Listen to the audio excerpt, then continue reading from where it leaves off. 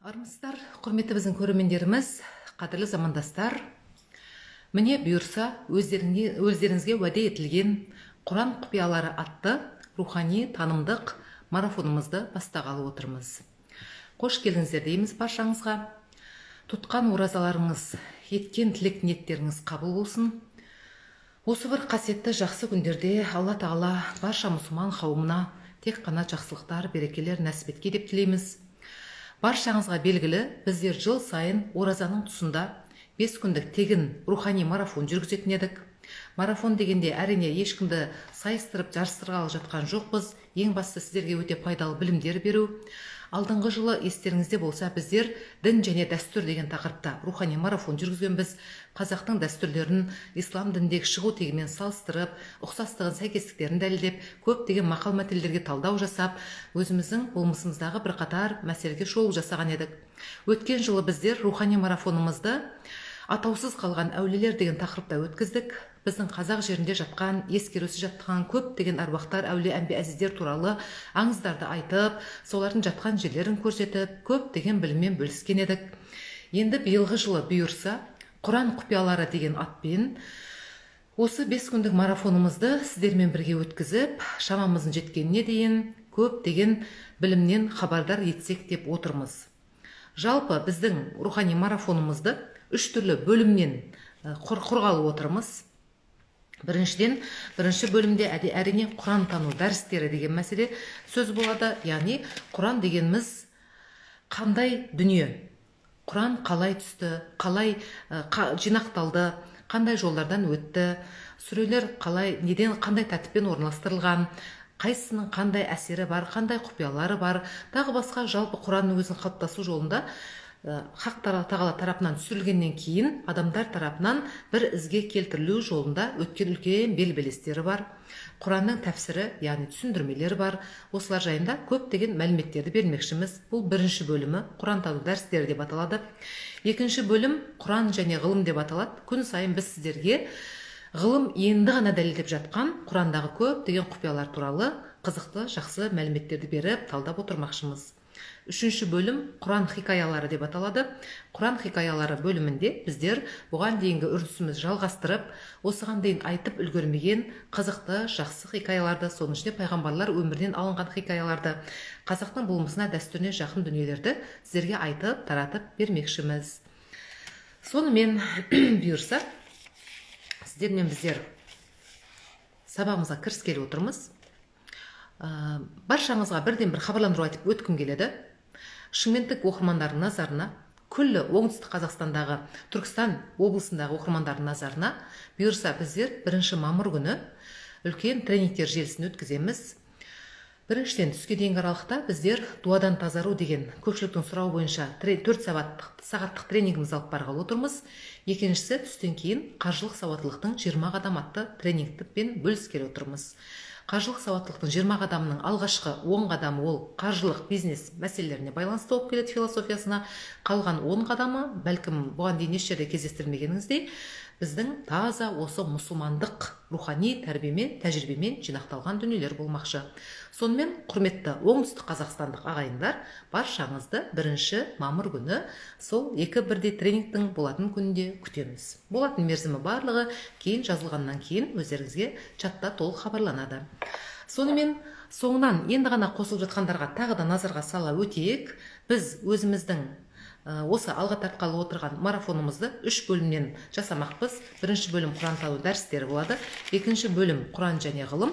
Үшінші бөлімі Құран хикаялары деп аталады. Күн сайын осы бөлімдер бойынша сіздерге қолдан келгенше мол білім, мәлімет беруге тырысамыз. Сонымен Алла Тағала ісімізге сәттілік берсін.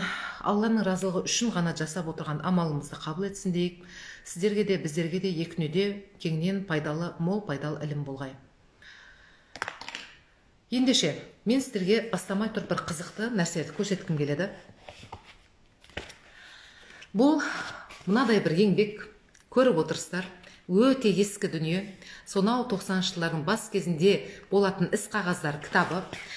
іс қағаздар табы. Соның ішінде бұл не нәрсе десеңіз, бұл диплом жұмысы. Бұл біздің Құранның стильдік ерекшеліктері деген сонау 1996 жылы жазған диплом жұмысымыз. Яғни осыдан 27 жыл бұрын біздің жазған Құран тану бағытындағы алғашқы демей-ақ қояйық, екінші әлде үшінші ғылыми еңбегіміз. Біздің Құран тану бағытындағы ғылыми еңбегіміз сонау 92 жылдардан басталды. Шығыстанушылар Құран туралы ең алғаш конференцияда баяндама жасағанымыз есімізде.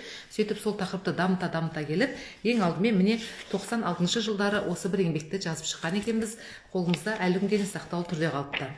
Бір ерекшелігі, ол заманда барлығы тек қана машинкамен печатталады. Сол заманның жазу үлгісі осындай, машинкамен печатталған, және оның арасына біз деген сол баяғымен қолмен Құран сүрелерін мысалдар келтіргенде жазып отырған екенбіз.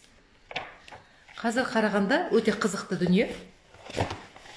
Құранның стильдік ерекшеліктері, енді әрине ол кезеңде бұл мәселелердің басым бөлігі әдеби тұрғыдан зерттелуге тура келді. Барлығында қарастыруға оған мен қазір тоқталам. Оның алдында тағы бір қызықты нәрсені көрсеткім келеді.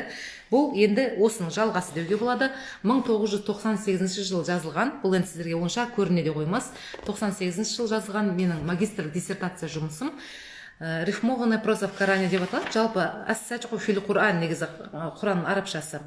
Садж және оның Құрандағы көрінісі деген тақырыпта. Садж және оның Құрандағы көрінісі, мұнда жоспары.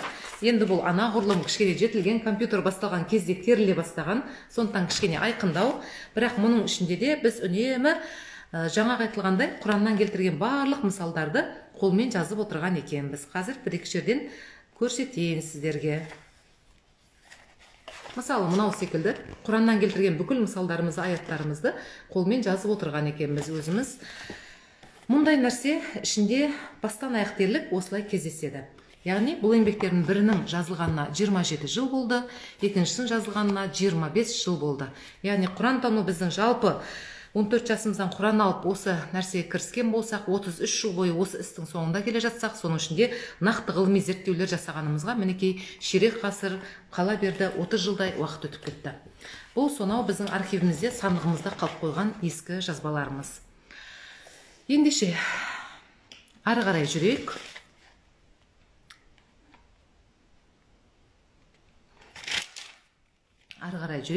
Сонымен марафонымыздың алғашқы тақырыбын бастаймыз. Құран тану дәрістері. Ең алдымен сіздерге Құран деген сөздің мағынасы не, қайдан шыққан, осы туралы қысқаша мәлімет беріп өтейін. Ең алдымен ғалымдар өзі бұл жөнінде бірнеше жобаға бірнеше түрлі болжамдар жасаған. Қандай сөзден шыққан дегенге келгенде, арабша бұл сөз бірнеше түрлі жорылады. Әртүрлі жорылады. Мысалға, бір жерде айтылады, қарина деген сөзден шыққан дейді. Қарина деген сөздің мағынасы дәлел, айғақ деген ұғымдарға келеді. Екінші бір жерде қарун, жинақтау деген ұғымды білдіретін қарун деген сөзден шыққан дейді бір топ ғалымдар. Өйткені осыған дейінгі бүкіл діни ілімдердің барлығын жинақтаған, жалпы ғылымға қатысты көп деген мәліметтерді жинақтаған еңбек болғандықтан содан шыққан болуы мүмкін дейді. Ал біреулері, кейбір ғалымдар қарана деген етістен шыққан дейді. Ол да жақындату, жалғау деген ұғымды білдіреді. Өйткені барлық мағыналар ұзақ жылдар бойы түскеніне қарамастан барлық сүрелер бір-біріне ұқсас болып келеді мағына тұрғысынан. Осы мәселелерді қамтиды. Енді бір басым бөлігінде Құран деген Алла тағаланың тарапынан берілген атау талдауға жатпайды. Араб тілінен шыққан сөз ретінде қарамаған жөн деп те ойлайтын ғалымдар бар. Бірақ ғалымдардың ең көпшілігі, басым бөлігі Құранның өзінің ішінде де аталатындай қара деген етістіктен шыққан дейді. Қара етістігі оқу деген етістік. Қара етістігінен Құран, оқылатын кітап деген ұғымдағы осы еңбек шыққан деп айтады. Сондықтан Құран дегенді көбіне көп осы мағынасында қолданамыз. Және Құранға қатысты Құран кітаптың өзінің ішінде Құранның теңеулері, яғни эпитеттер ретінде, атау сипаттар ретінде бірнеше сөз кездеседі. Мысалға, бір жерде жаңағы айтылғанда әл-Құран деп айтса, бір жерде әл-китап, яғни кітап делінеді. Үлкен әріппен жасалатын кітап, бір сөзбен айтқанда Хақ тағала тарапынан адамзатқа түсірілген кітап делінеді. Бір жерде әл-Фурқан деп келтіріледі. Фурқан деген айырушы деген сөз. Ақ пен қараны айыратын, жақсылық пен жамандықты, адал мен арамды айырып беретін бір еңбек ретінде жасалған дүние делінеді. Хақ тағала тарапынан түсірілген дүние. Сондықтан бір жағынан осы Фурқан дегенде атаумен беріледі. Одан кейін әт-танзил деп те келетін түрі бар. Әт-танзил деген назала етістігінен шығады. Әт-танзил түсірілген, Хақ тағала тарапынан түсірілген деген ұғымды білдіреді. Одан басқа әз-зикр, өздеріңіз білетіндей зикра деп айтылады, о негізі. Зікір, зікір айту. Аллаға арналған зікір ету кітабы, яғни Алланы еске алу кітабы деген мағыналарды береді. Бір жерлерде Құранды Маджид, Құранға теңеу сипат ретінде айтқанда Маджид деп айтады, атақты, даңқты, азиз деп айтады, ұлы, али деп айтады, биік деген дәрежеде азиз, қадірлі, сыйлы деген мағынада айтады. Худа деп айтылады, мысалға әл-худа, яғни адамдарға арналған тура жол деп теңеу келтіріледі. Бурхан деп айтады, фурқан өз алдына бурхан деп айтады, бұл дәлел деген ұғымда. Сол сияқты нур деп те айтады. Құран бұл адамзатқа түсірілген бір ашық айқын нұр. Мауиза деп те айтылады, яғни уағыз кітабы деп. Сондықтан бір ғана Құранның өзінің бірнеше түрлі атаулары, бірнеше түрлі сипаттары бар. Біз атап айтамын, Құран тану, Құран құпиялары деген рухани марафонымыздың бірінші бөлімінде отырмыз. Бұл Құран тану дәрістері деген бөлім. Бұл жерде біз Құран туралы кеңейтілген түсінік береміз. Беріп те отырмыз. Сонымен, Құран қалай түсірілді дегенге керек. Құран қалай түсірілді? Әрине, Құран біздің пайғамбарымызға уахи жіберу арқылы түсірілді. Уахи деген сөздің негізгі мағынасы, енді пайғамбарымызға қатысты мағынасы, Алла тағаланың тарапынан берілген нұсқаулық. Адамдар тура жолға бастау үшін пайғамбарымызға Алла тағаланың тарапынан берген нұсқаулық деген ұғымда. Ал енді жалпы Құран аяттарынан тыс, шариғат мәтіндерінен тыс сөздікте уахи десе бір құпия, жылдам хабар жеткізу, сыбырлау деген сияқты бір нәрсені ашық айқын етіп білдіру деген секілді ұғымдарды да қамтиды. Шариғаттағы мағынасы жаңа айтқанымыздай. Сонымен басқа да бұрын хақ пайғамбар Мұхаммад саллаллаху алейхи вассаламға дейінгі пайғамбарларға да уахи келтірілген. Әр пайғамбарға әртүрлі жолдармен уахи жіберілген. Кейбір пайғамбарлар түсінде анық көру арқылы уахи алған. Кейбір пайғамбарлар есту арқылы уахи алған. Кейбір пайғамбарлар хақ тағаламен тікелей, бірақ перде арқылы делінеді. Яғни түрін көріп тұрмағанмен, жалпы көре алмайды ғой енді. Бірақ жалпылама хақ тағаланың тікелей аян беруі арқылы, уахи етуі арқылы да уахи алған. Мысалы, Мұса пайғамбарды үнемі айтамыз. Мұса пайғамбардың талай хикаяларын айттық. Сонда Тур тауында, немесе Тур-Сина деп айтылады, Сина тауы деп айтылады. Сол жерде хақ тағаланың дәргейіне тікелей барған, яғни хақ тағаланы уахи алуға. Бірақ әрине хақ тағала көрінбейді ешқандай жағдайда, тек жаңағы уахи тікелей келгендігін осылай білдіреді. Хақ тағаланың көрінуіне қатысты Мұса пайғамбардың сол өзі тікелей уахи алып жүрген кездерде хақ тағалаға бір айтатын сөзі бар, арзу етіп, арман етіп айтатын сөзі бар. Бір рет жүзіңізді көрсем бола ма деп, яғни дидарыңызды бір көрсем, дидарыңды көрсем бола ма, я Аллах деп. Сонда күмәнданып тұрсың ба деді ғой Алла тағала. Жоқ, күмәнданып тұрған жоқпын деп, бірақ көңілім орнықсын деп едім деп. Сонда Алла тағала айтады ғой, қарсыңдағы тауға назар сал деді. Мен сол тауға көрініс берейін деді. Тау шыдап тұрса, мен көріп қаларсың деді. Сонда хақ тағала жаңағы тауға көрініс бергенде, таудан көрініс бергенде, яғни тәжәлли деп айтады, оны көрініс берген сәтте тау күл талқан болып құлап түсті деді. Мұса пайғамбарда сол жай ғана тәжәлли деген өзі хақ тағаланың нұры түскеннің өзінен біраз уақыт кәдімгідей дел сал болып есінен танып құлап қалды деп айтады. Одан соң барып есін жиып, я Алла тағала деп, тек қана жаңағы нұрдың өзінен мен осындай халге ұшырадым, я сені пенделік көзіммен көре алмайтыным хақ екен, бәріне де көңілім орнықты, бәріне көзім жетті деп қайтады. Сонымен біз уахи туралы айтып отырғанбыз. Уахиды кейбір пайғамбарлар тікелей осындай жүздесу арқылы алғандары болған. Жүздескенде, сөз шартты түрде, жаңағы айтқандай тәжәлли болып көріну арқылы дегендей. Ал кейбір пайғамбарлар біздің пайғамбарымызға мәселен көбіне көп Жебірейіл періште арқылы жіберілген. Жебірейіл періште арқылы болғанда былай делінеді, жалпы пайғамбарымыз өзінің пайғамбарлығының алғашқы 6 айлық кезеңінде үнемі ашық, айқын түс көрулер арқылы уахиді алып тұрған дейді. Ал кейінірек барып, пайғамбарымыз сол кезеңдерден кейін, яғни түсінде не көріп жатса, өңінде сол нәрсенің бәрі орындалатын болғандықтан, және оның көпшілігі рухани нәрселерге қатысты түс болғандықтан, пайғамбарымыздың құлшылыққа деген құлшынысы бұрынғыдан да арта түсті дейді. Бұрыннан да пайғамбарымыз кезең-кезеңмен Хира тауына барып, 40 күн оңашалық қылып, жаратушыға құлшылық етіп жүрген. Сонымен сол Хира тауында құлшылығын жалғастырып, 40 күнде құлшылық еткен бір кезеңде оған Жебірейіл періште тікелей келіп көрініс берді дейді. Сөйтіп алғашқы уахиды алып келді деп. Оны өздеріңіз білесіздер, бұған дейін де талай рет айтқанбыз. Ең алғаш Жебірейіл періште бүкіл өзінің болмысымен көрінген кезде, әрине періштегі сипат өте қорқынышты. Пайғамбарымыз қатты қорқады, аяқ қолы дірілдеп, сол сәтте Жебірейіл періште оқы деген сөз айтады. Иқра деген сөз айтады. Иқра деген арабшада оқы деген сөз. Оқы дейді. Пайғамбарымыз мен оқу білмеймін дейді. Сонда иқра деп екінші рет айтады. Оқы. Жаратқан Раббыңның ары қарай Құрандағы сүрелер жалғасады. Иқра бисми раббика аллази халақа, халақал инсана мин алақ, халақал инсана мин алақ, аллама инсан ма лам я'лам деп келетін жолдары. Иқра ва раббукал икрам аллази аллама бил қалам, аллама инсана ма лам я'лам деп келеді. Сонда бұл енді Алақ сүресінің ең алғашқы түсірілген Құран сүресінің аяттары делінеді. Періште арқылы, Жебірейіл періште арқылы уахимен тікелей келген алғашқы аяттар, осы аяттар делінеді. Сонымен пайғамбарымыз көп жағдайда Жебірейіл періштенің өзінің тікелей беруімен уахи алып отырған, оның өзінде де Жебірейіл періште түрлі сипаттарда келген.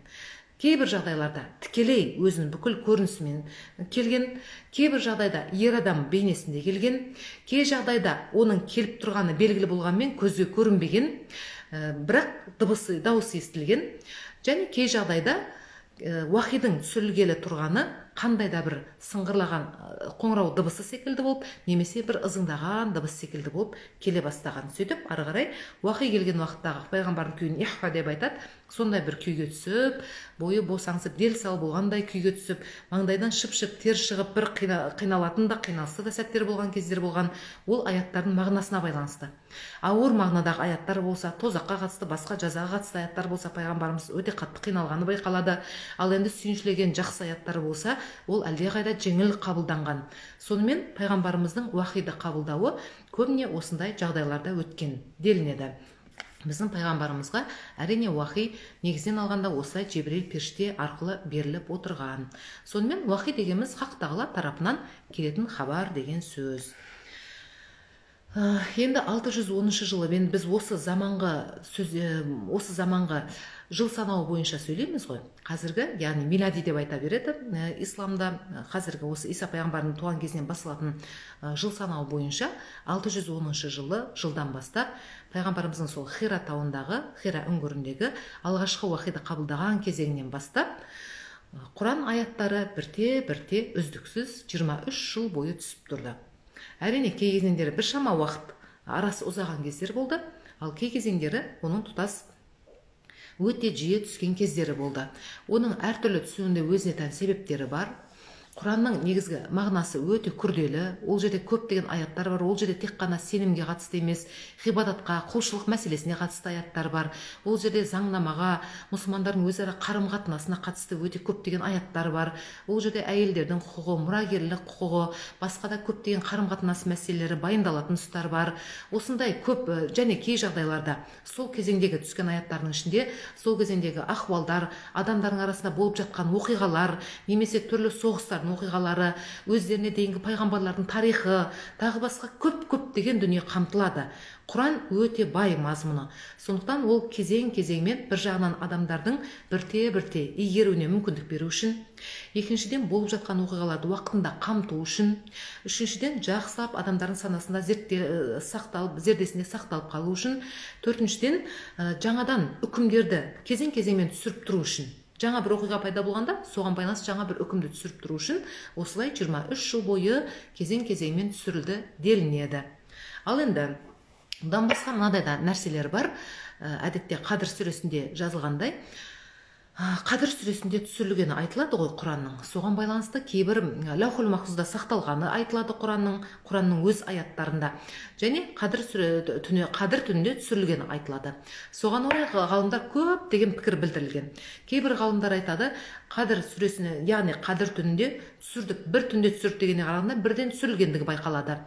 Демек, Лаухул Махфуздан дүние аспаны деп айтылады ғой. Мына дүние аспанына бір түнде, яғни Қадір түнде түсірілген, сөйтіп сол жерде сақталған, сол ілімді Жебірейіл періште 23 жыл бойы шетінен жіберіп тұрған деп айтады, деп жорамалдайды. Кейбір ғалымдар былай деп айтады, Құран өзі Лаухул Махфузда тұтастай сақталғанымен, енді Алланың тағдыр жазылып тұрған тағдыр тақтасы ғой ол, сол жерде тікелей тұтастай сақталғанымен, әр бір жылдық бөлімі Қадір түнінде жеке дүние аспанына түсірілгенде, сол дүние аспанынан Жебірейіл періште пайғамбарымызға жыл бойы тиісті кезеңінде уахи етіп жеткізіп отырған деп айтады. Қалай болғанда да пікірлер бір-бірінен қашық емес. пікірлер бірінен қашық емес, сонымен ретімен жол жөнекей бұлар түсіп отырған Құран аяттары. Яғни Құран аяттарының жоғарыда айтқандай Алақ сүресінің алғашқы аяттары, алғашқы 5 аяты ең алғаш түсірілгендері болып саналады. Соңғы аяттарына біз осы бірнеше күн Құдай қаласа дәрісіміз өткізген кезде тоқталамыз. Бірте аяттар бірін-бірі толықтырған. Негізі меккелік сүрелер және мединалық сүрелер болып бөлінеді. Меккелік сүрелер қысқа болып келеді. Мединалық сүрелер ұзынан ұзақ, ең ұзақ көлемді сүрелер мединалық сүрелер. Олардың ішінде жоғарыда айтқандай көптеген құқықтық қарым-қатынастар, көптеген жасауға тиіс нәрселер, тыйымдар, ақ пен қараны ажырататын нәрселер, барлығы дерлік сол мединалық сүрелерде қамтылған. Мединалық дегені пайғамбарымыздың Мединаға хижра жасағаннан кейін Мәдина қаласына, содан кейінгі түскен сүрелер болып саналады. Пайғамбарымыздың өзінің кезеңінде-ақ сүрелердің хатқа түсірілуі, қағазға түсірілуі басталған Құран сүрелерінің. Бірақ пайғамбарымыз дүниеден өткеннен кейін ол түпкілікті жинақталып, одан соң біршама уақыт өткеннен соң оған харакаттар қойылып дегендей, бәрі реттеліп, бір тұтас бір мәтінге айналған. Ол жөнінде біз келесі сабақтарымызда тағы да тоқталамыз. Сонымен біз осының өзінде де 20 минуттай уақытымыз өтті. Енді екінші бөлімге көшейік. Ең соңында сұрақтарды бірақ қоямыз. Екінші бөлімге көшейік. Екінші бөліміміз біздің жоғарыда айтып кеткендей Құран және ғылым деген бөліміміз. Бұл жерде 5-10 минуттық жақсылап мәлімет беруге тырысамыз, одан соң кейін жол жөнекей оны талдай жатамыз. Ең қызық нәрсе осы жерде Құранда айтылып кеткен көптеген нәрселердің кейін ғасырлар бойы ашыла бергендігі бірте-бірте, әсіресе соңғы 2 ғасырда көптеген ғылыми жаңалықтардың осы Құранда айтылып кеткендігі соның негізінде ашылып жатқаны да белгілі. Соның ішінде ең бірінші айтатын нәрсені болса да жаратылысқа қатысты мәселеден бастайық. Мысалы, тек 2011 жылы ғана белгілі болған бір жаңалық бар. Ғылымда 2011 жылы ғана белгілі болған жаңалық, сол үшін 3 бірдей ғалым Нобель сыйлығын алды. Ол ғалымдар, астрофизик ғалымдар, олар жаңадан соңғы кездері пайда болып жатқан жұлдыздарды, олардың жарылыстарын зерттеді. Жарылыстар негізінде пайда болып жатқан жұлдыздар ғой. Соларды зерттей келіп, олардың арақашықтығын, жалпы галактика ішіндегі көптеген жұлдыздардың, күн жүйесіндегі планеталардың басқаларында бәрінің қашықтығын қарай зерттей отырып, ғалам барған сайын кеңейіп бара жатыр деген жаңалық ашты. Ғалам барған сайын кеңеюде. Ал енді тура осы нәрсе осыдан 14,5 ғасыр уақыт бұрын Құранның өзінде жазылып қойылған. Зариат сүресінде айтылады. Хақ тағала тарапынан айтылатын сөз, шындығында біз аспанды өз құдіретімізбен жараттық деп айтады. Аспанды деген жерде ол жерде ғарыш деген ұғымда, сама деген ғарыш деген ұғымда. Және біз оны сөзсіз кеңейтеміз деді. Үнемі кеңейтеміз дегенде мағына көрінеді осының астарында, оны үнемі кеңейтіліп тұрғаны осыдан байқалады. Сонда қарасаңыз, Құрандағы айтылған нәрсе міне арада қаншама уақыт өткенде енді ғана жүзеге асып байқалып жатыр. Содан кейін өздеріңіз білесіздер, біршама уақыттан бері бұл енді үлкен жарылыс теориясы өткен ғасырдың 70-90 жылдардың аралығында пайда болды. Бұл ғалам қалай жаралды, қайдан пайда болды дегенде, сол баяғы астрономиядағы, астрофизикадағы көптеген зерттеулердің нәтижесіне сүйене отырып, бұл ғалам о баста бір ғана нүкте болған, содан соң үлкен жарылыс дүмпудің нәтижесінде тоқтаусыз бір-бірінен жарылыспен жарылып, өсіп, өршіп, көбейіп, мың сан жұлдыздар пайда болып, күн жүйесі, галактикалар соның нәтижесінде пайда болған деген тұжырымға келді. Жалпы ғалымдардың бүкіл әлемдік деңгейдегі жасап отырған тұжырымы осылай. Дәл осындай нәрсе Құранда да кездеседі.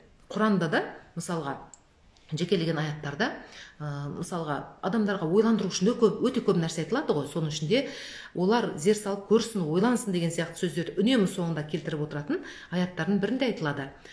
Олар о баста ғаламның бір тұтас болғанын, біздің оны бөліп жаратқанымызды, біздің оны бөліп шығарғанымызды, сөйтіп жаратқанымызды көрмей ме деді.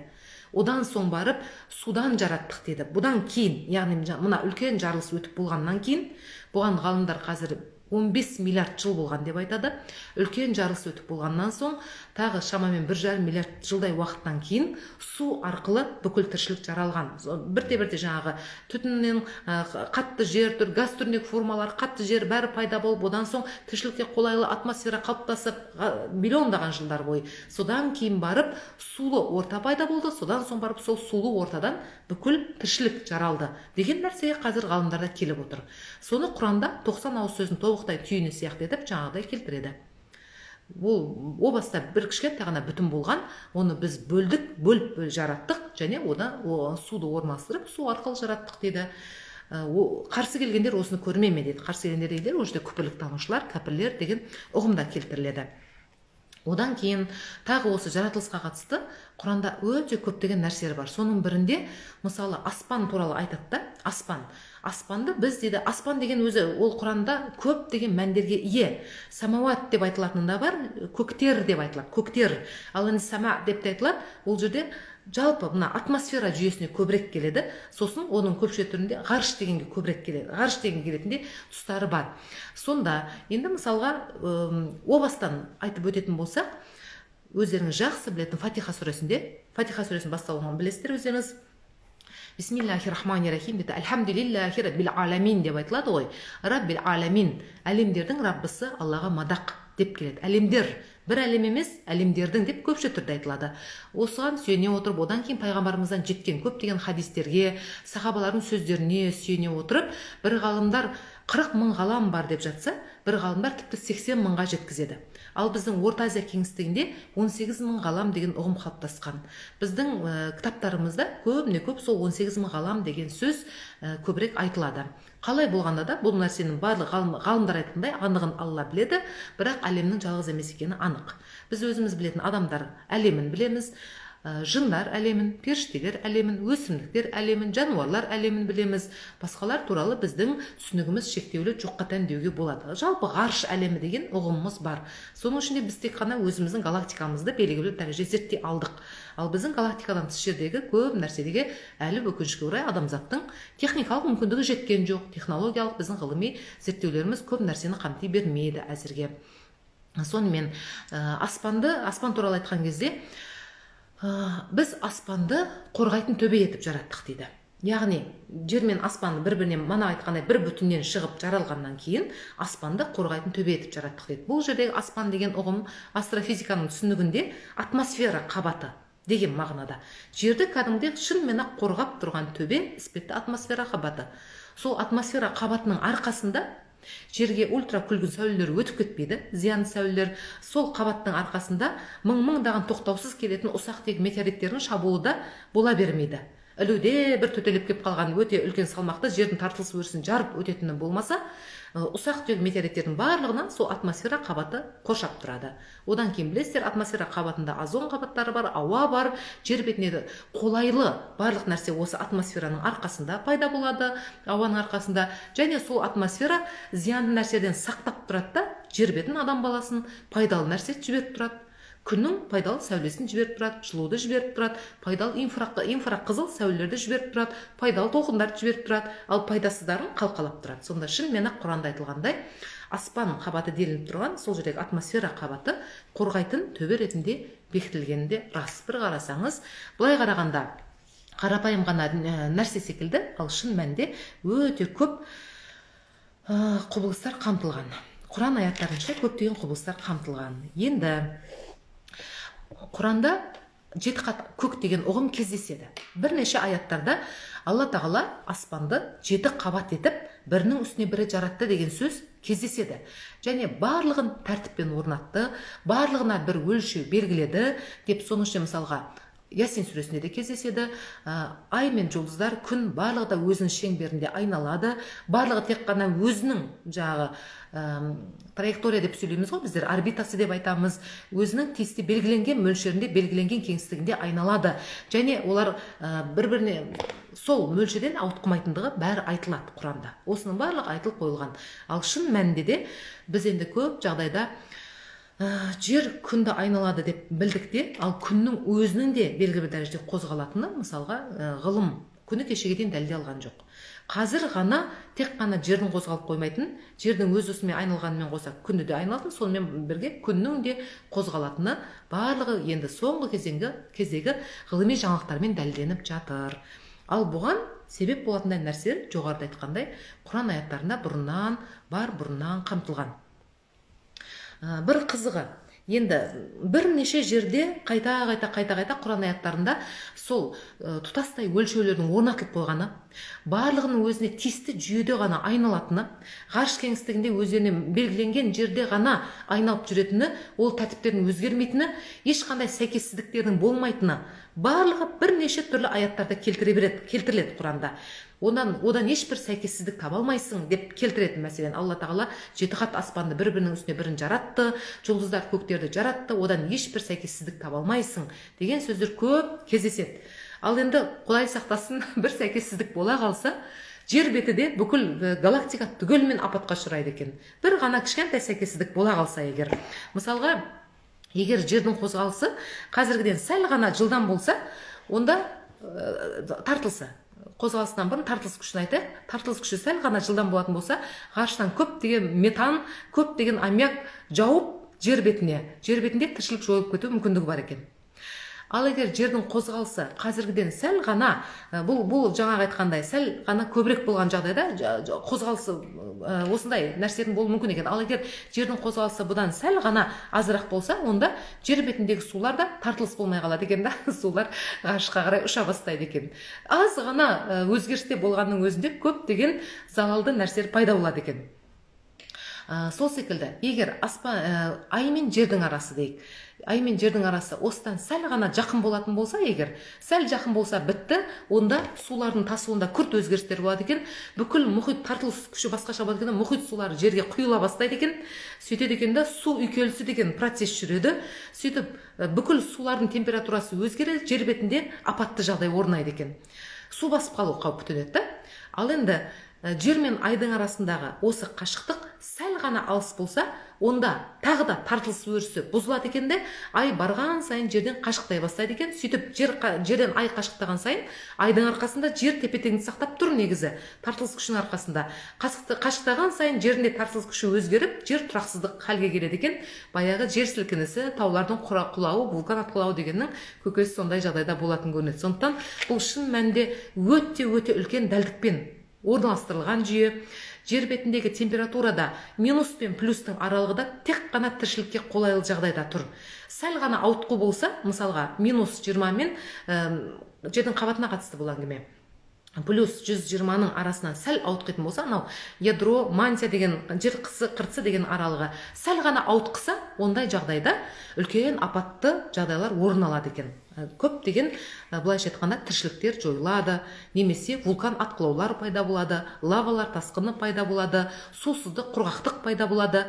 Жер мен күннің қатысы тура солай екен. Сәл ғана бұдан жақын болса, жер бетінде құрғақшылық болып, жер бетінде күйу қаупі пайда болады екен. Сәл алыстаса, керісінше өте ауыр минус температурадағы, кәдімгі ғарыштағы температура минус 270 екен ғой.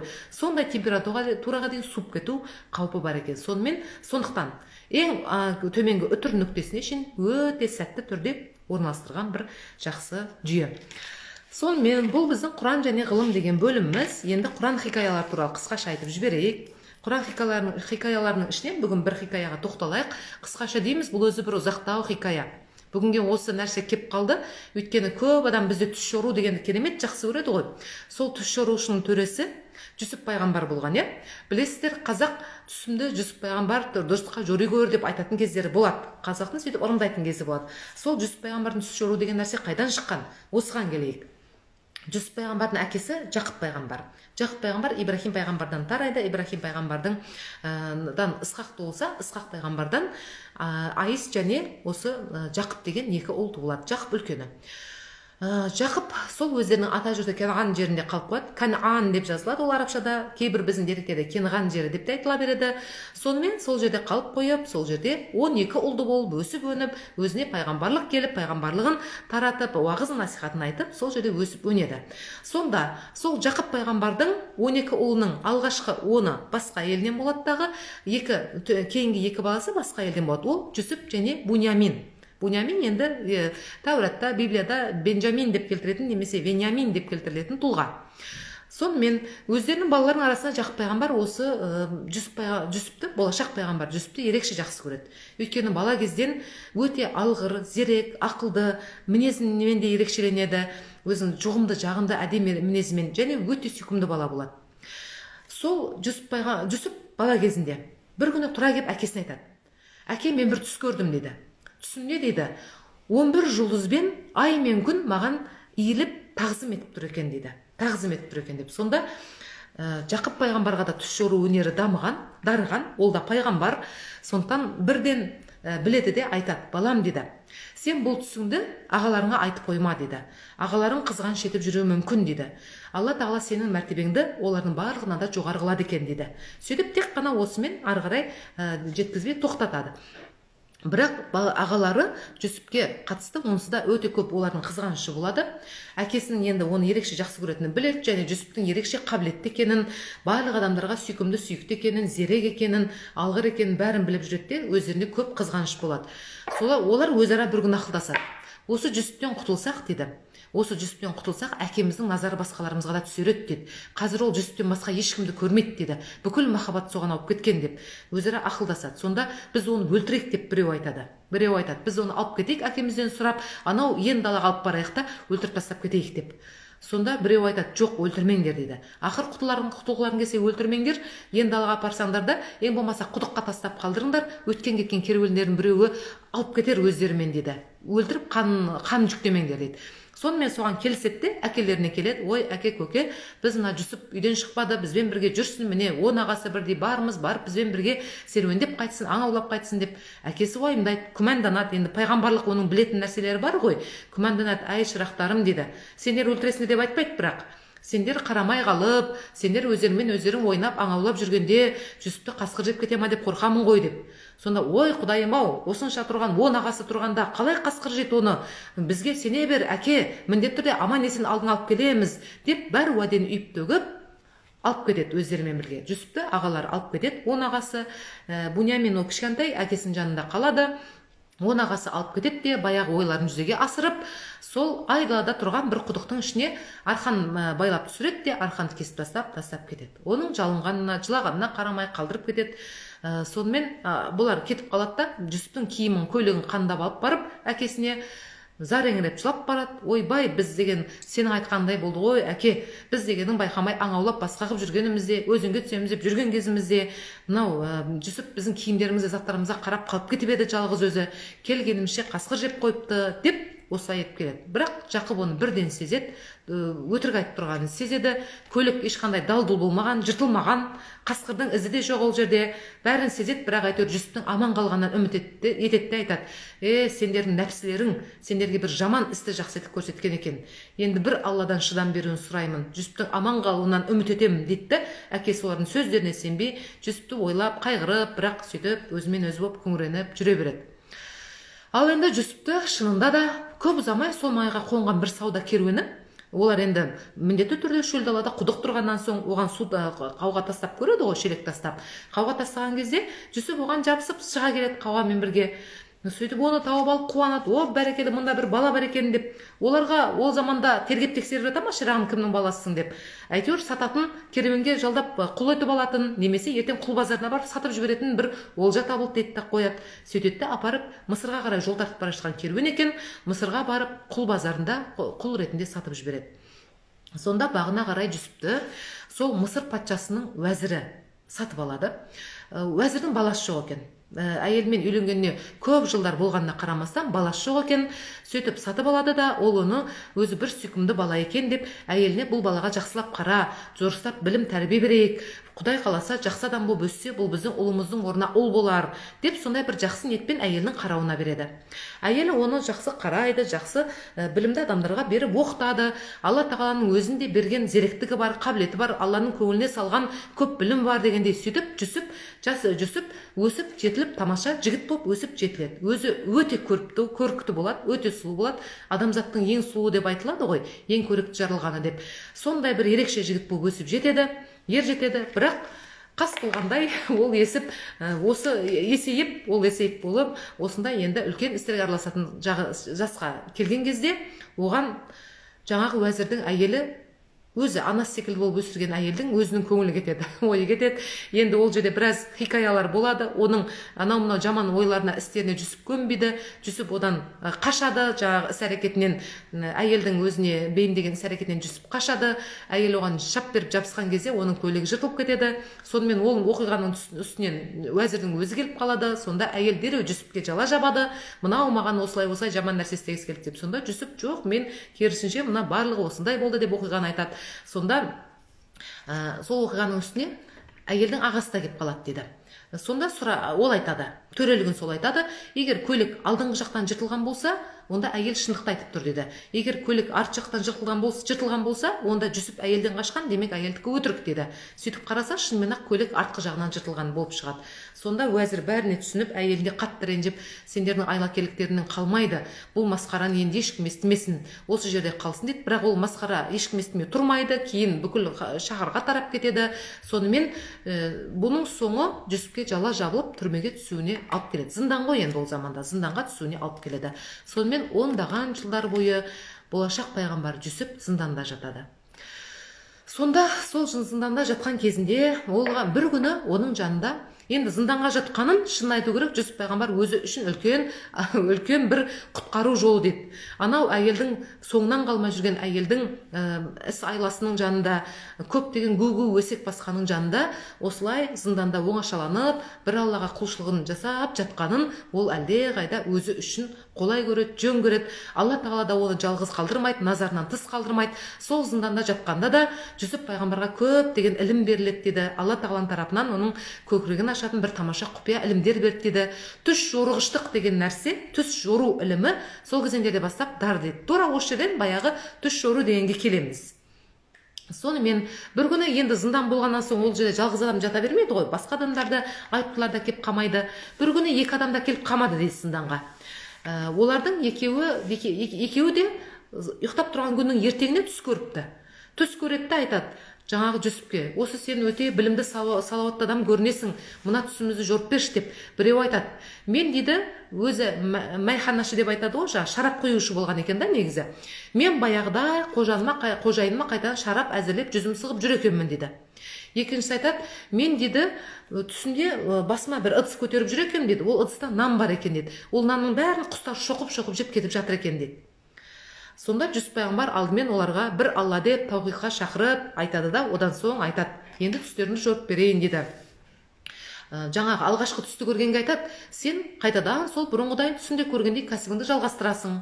Қайтадан саған қожайынның назары түсіп, сенің кінәң кешіріліп, сен аман есен шығып, сол бұрынғы жұмысыңды істеп, қожайынына қызмет ете береді екенсің дейді. Ал енді сенің төбеңде нан шұқып, құстар талап шұқып кетіп жатқан болса, бауырым, сенің енді осымен уақытың таянған екен. Сені дарғасы өлтіретін болса керек, сенің жаңағы былайша айтқанда төбеңді құстар шоқитындай жағдайды білдіріп тұр бұл нәрсе деп солай жориды. Сонымен жаңағы сен құтыласың деген адам ертеңін ақ шынымен ақ зынданнан ол адамды шығарып алып кетеді. Сонда Жүсіп пайғамбар оған айтады, ертең қайтадан қожайыныңа барған кезде дейді, қожайыныңа барғанда мені ұмытып кетпе дейді, мен мұнда нақақтан нақақ қамалып жатырмын, осы сәлемді айта бар деп. Ана кісі өзі зынданнан шыққаннан соң есінен шығып кетеді. Адам деген ұмытшақ қой әр нәрсені. Мүлде ол нәрсенің бәрі есінен шығып кетеді. Ал екінші адам ол да зынданнан оны алып шығады да, бірақ ол жаңағы айтқандай Жүсіп пайғамбардың жорығанындай, түсін жорып бергендей, ол шында да жазаға тартылады. Сөйтіп енді о дүниелік болады. Сонымен арада біраз уақыт өткеннен соң жаңағы елдің патшасы бір түс көреді. Бір емес, бір жатқанда екі түс көреді. Біріншіден өзеннің дарияның жағасында отырса дейді, теңіздің жағасында отырса, теңізден 7 семіз сиыр шығады дейді. 7 семіз сиыр шығып тұрса, артынан судан 7 арық сиыр шығады да дейді. 7-еуі тарпа бас салып, жаңағы 7 семіз сиырды жеп қояды дейді. Содан патша шошып оянады. Түсінен шошып оянады да, бұл не деген сұмдық болды деп, түс деген бір жай ғана кіре беретін дүние ғой деп қайтадан жатып ұйықтап қалады. Ұйықтаса тағы да түс көреді. Тағы да сол судың жағасында отыр екен, жеті бірдей масақ көреді. Бидайдың кәдімгі масақ дегенді түсінесіздер ғой, бидайдың дәні толып тұрған, әбден пісіп жетіліп тұрған 7 бірдей масақ көреді түсінде.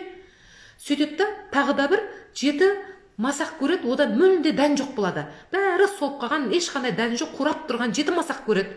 Сосын қызық болғанда жаңағы 7 масақ, солып қалған масақ келеді да 7 бидай топ тұрған масақты жеп қояды. Сонымен шошып оянады дағы, бұл тегін түс болған жоқ дейді. Мына түсімді жорып беретін кім бар деп бүкіл елге жар салдырады. Қандай білгіш адамдар бар, кім деген адам бар, барлығын шақыра бастайды. Сөйтіп, бірақ ол түстің жоруын ешкім таба алмайды. Түстің жоруын біреулер, ой, бұндай түстер кіре береді, бұл жай ғана бір қиялы түс деген секілді етіп айтып қояды. Түстің нақты жоруын ешкім таба алмайды, бірақ патша оған қанағаттанбайды. Бұл қиялы түс болуы мүмкін емес, бұл түстің бір мәні бар деді. Түсімді жорып беретін кімді білесіңдер, тапқан адамға осы пәлендей сыйлық тағайындаймын деді. Сөйтіп жүрген кезде баяғы зынданнан құтылған кісінің, майханашының есіне түсіп кетеді.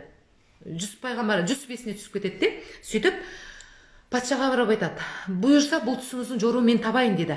Бірақ маған бірнеше күнге мұрсат беріңіз деді, мұрсат беріңіз деді. Жарайды деді. Содан анау рұқсат алып зынданға келеді, сөйтіп басшысынан рұқсат алып барып Жүсіпке жолығады ғой. Осындай бір жағдай болды, пайғамбар біздің патшамыз осындай түстер көріпті, осының жоруы не екенін айтып берші деп. Сонда Жүсіп айтады, ол патшаның көргені дейді. Алда дейді, алда осы Мысырда дейді, 7 жыл бойы өте мол жауын шашын болып, егін өте бітік шығады екен, бір керемет тоқшылық заман орнайды екен дейді. Бірақ сол тоқшылық заманнан соң 7 жыл өте қатты қуаңшылық болып, жерге су тамбай қойып, қатты ашаршылық кезең болады дейді. Бұл түстің мәнісі сол дейді, жаңағы тоқшылық кезеңде дейді, бүкіл бидай масақтарын, бидайды сол түсте көргендей, сабағынан алмаған күйі масақ күйінде бастырып сақтау керек дейді. 7 жыл бойы молынан азықты алуларын керек дейді. Содан соң қалған кейінгі 7 жыл ашаршылықтың кезінде сол жиналған нәрсені пайдаланып, аман есен ел ашаршылықтан шығады дейді. Бұл түстің жоруы сол дейді. Сөйтіп шауып барып қуана майханашы патшаға барып айтады, осылай болды бұл деп. Содан патша сұрайды, ол кім жорыды бұны деп. Айтады, міне зынданда жатқан осындай бір Жүсіп деген жігіт дейді. Содан патша дереу адам жіберіп алдырғысы келеді Жүсіпті. Сонда Жүсіп бірден сол өзі енді жала жабылып кеткен адам ғой, пәлен жыл, ондаған жыл бойы жаламен жатқан адам, сол қылмысты адам сияқты болып шыққысы келмейді. Сол адамдарға бірден айтады, менің бір патшаның алдына барам дейді, бірақ менің бір уәжім бар дейді. Алдымен маған жала жапқан адамдар өздерінің жаласын мойындасын дейді. Ол кім десе, міне осындай уәзірдің әйелі дейді. Сөйтіп патша дереу алдырады жаңа сәлемдемені біліп, сосын уәзірдің әйелі бәрін мойындайды.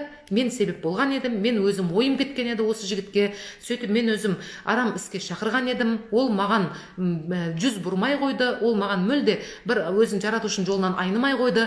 Мен соған ерексіп, ел жұртқа күлкі болдым, мазақ болдым деп жала жауып, соның ұсталына себепкер болған мен едім деді.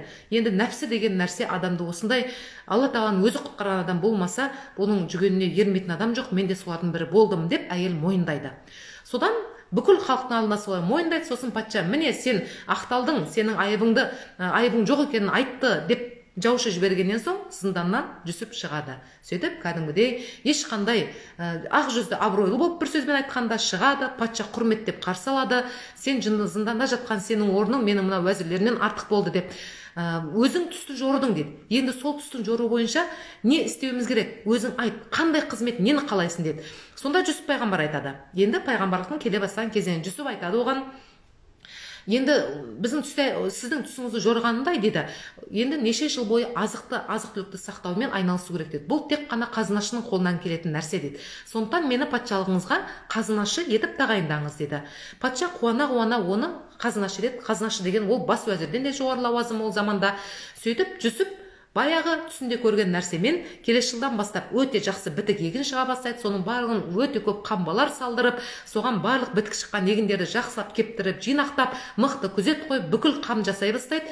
7 жыл шынында да өте үлкен тоқшылық болады. Одан соң 7 жыл ашаршылық кезең басталады. Қуаңшылық басталады. Тура баяғы түстің жоруындағыдай қуаңшылық кезең басталады. Сол қуаңшылық кезеңде Мысыр еліне талай елден адамдар келіп, үлкен үстеме бағасын беріп, азық-түлік сатып алып жатады. Бұл Мысыр елінің жинаған азық-түлігі Жүсіп пайғамбардың арқасында өздеріне де жетеді, жұртқа да жетеді. Сонымен сол ашаршылыққа ұшырағандардың қатарында баяғы Жүсіпті қор қылып зынданға тастап кеткен 10 ағасы да келеді. ағасы да келеді, өздерінің пәлен түйесімен заттарын алып, сый сияпатын бәрін алып. Әрине олар Жүсіпті танымайды, Жүсіп оларды бірден таниды, Жүсіпті олар танымайды. Аяғына бас ұрып, ойбай қазынашы бізге бере көріңіз, осындай халге ұшырап қалдық дейді. Сөйтіп енді Жүсіп оларға сұрағанның барлығын береді, жақсылап тұрып береді де, алдымен жай күйлерін сұрайды, әкесінің шешесінің аман екенін біледі, естіп қуанады, сездірмейді өзінің кім екенін, інісінің аман екенін біледі, баяғы Буняменнің. Сөйтеді де оларға айтады, келесі жолы дейді, бір туған бауырларыңды ала келіңдер, оның бірде кепсің, 11 жылы қалдырып кетіпсің. Келесі жолы сол Буняменді ала келсеңдер, інілеріңді бұдан да көп астық беремін деп шығарып салады. Және өздеріне әкелген сый сияпаттарын бәрін білдірмей ғана өздерінің қоржындарына салып қайтарып жібереді. Аналар мәз болып елге қайтады. Елге барған соң ашып қараса, азық-түлікті, астықты да алған, баяғы өздерінің заттарын бәрі қайтып келген. Әкесіне мәз болып, міне әке біздің бүкіл заттарымызды да қайтарып беріпті, біз тегін алып келдік. Енді мына Буняменді алып барсақ, бізге бұдан да көп береміз деген, Буняменді жіберіңіз бізбен бірге деп қоймайды. Әкесі айтады, әй шырақтарым, баяғыда сендермен бірге жіберіп Жүсіптен де айырылған едім, күмәнданып тұрмын сендерден деп. Сонда айтады, жоқ әке, біз өзіміз кепілміз, ол деген уәзір ғой, ол патшаның уәзірі, ол өзінің сөзінде тұрады деп. Сонымен жарайды деп енді әкесі келісіп жібереді. Буняменді жібереді. Бунямен барғаннан соң, ағаларымен бәрі бірге барғаннан соң Жүсіп пайғамбар бірден жаңағыдай оның оған өзін білдіреді, ағаларынан оңашалап алады. Мен сенің ағаң баяғы Жүсіппін, мені сенің мынау 10 ағамыз біздің қастандық жасап, құдыққа тастап кетіп еді, керуен тауып алып, міне мен осындай дәрежеге жеттім Алла тағаланың құдіретімен дейді. Сені бір нәрсе қылып амалын тауып алып қалам деді. Ағаларынан ап қалам деп. Сонымен ештеңе болмағандай, сосын қайтан қосып қояды ағаларының қасына. Ештеңе болмағандай, баяғыдай азық-түліктер молынан беріп қайтарады. Сөйтеді өзінің қызметкерлерінің біреуіне айтады. Буняменнің қоржынының ішіне патшаның бір аса бағалы құмырасы бар екен, сол құмырасын сап қой деді. Сонымен бұл енді барлығы кетіп, жаңағы керуеншілер қаладан шығып кетіп бара жатқанда соңынан шабармандар жетеді ғой, айғайлап шулап, ойбай тоқтаңдар, тоқтаңдар деп. Не болып десе, сендердің біреулерің ұры болып шықтыңдар деді. Жоқ, біз ешқандай ұры емеспіз, біз кәдімгі салиқалы Алланың Құдай деген құлдарымыз дейді ғой. Жоқ, сендер патшаның құмырасын ұрлапсыңдар деді. Біз алған жоқпыз десе, онда тінтеміз деді. Ал тінтіңдер деді. Тауып алсақ не болады деді ғой, шабармандар. Енді кімнің қоржынынан шықса, сол адам өз жауап береді дейді.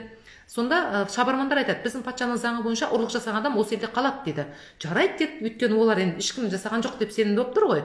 Сөйтіп барлығын ақтарып кетті, ең соңында Буняменнің қоржынын ақтарады да, жаңағы тыққан жерлерінен тауып ала қалады. Сөйтеді да Буняменді ап қалады.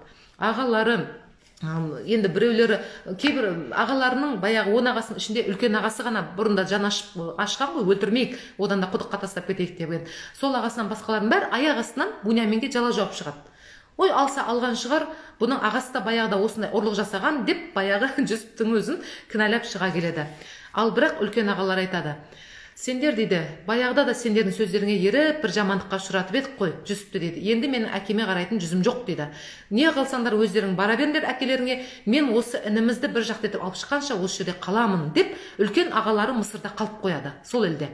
Ал Буняменді болса да патша сарайына қарай алып кетеді. Басқалары елге барады. Сөйтіп, ойбай, осындай болды, әке, сенің балаң ұры болып шықты деп осындай нәрсені айтады. Оған болса да Жақып пайғамбар ғой ол. Ол бәрін сезіп отыр, ол айтады, әй балаларым, тағы да сендердің сол баяғы нәпсіліктердің салдарынан болған дүние бұл деп. Тағы да бұл баламнан да айырылдым ғой деп, бұрынғыдан да зар жылап, жылай екі көзі көрмей қалған екен дейді. Өзінің алдында да қатты көзін нашарлап, Жүсіпті іздеп қатты аңсаған кезде сөйтіп жүрген кісінің тіпті одан сайын жағдайы нашарлайды. Сонымен олар жібереді. Жақып пайғамбар айтады, біршама уақыттан соң, өзіне өзі келгеннен соң қайтадан айтады балаларына, әй балаларым дейді, қайғырып отыра бергеніміз жарамас дейді. Отыра бергеніміз жарамас. Сол елге барыңдар да дейді. Бунямен қайда қалды? Енді іздеп, тірі болса дерегін тауып әкеп беріңдер, өзін табыңдар, өлі болса сүйегін тауып әкеңдер, мен сендерге осыны аманат еттім деді. Сонымен енді сый сияпатын алып, баяғы уәзірден кешірім сұрайық, басқа қылайық, әйтеуір бірдеңе көңілін табайық деп тағы да келеді ғой баяғы ағалары. Мысырдың қазынашысы болып отырған, бас уәзір болып отырған баяғы Жүсіп пайғамбарға келеді. Сөйтіп, артынып келгеннен соң кешірім сұрайды, аяғына жығылып, біз осындай бір неге жаман нәрсеге ұшырап қалдық, енді айып етпеңіз бізге, әкеміз қатты қиналып жатыр, әкеміз осылай қос жанарынан бірде айырылып отыр деген кезде ғана Жүсіп пайғамбар оларға шынын айтады. Үшінші рет келіп аяғына бас ұрып келген кезде ғана шынын айтады. Сендер баяғыда Жүсіпке не істеп едіңдер дейді. туған бауырларыңа не істеп едің деді, естеріңде ма деді. Сонда ғана аналар жерден бастарын көтеріп қарап танып, ойпырмай, сен Жүсіп пе едің деп. Иә, мен Жүсіппін дейді. Сендер мені құдықтың түбіне тастап кетіп едіңдер, қор қылып айдалада.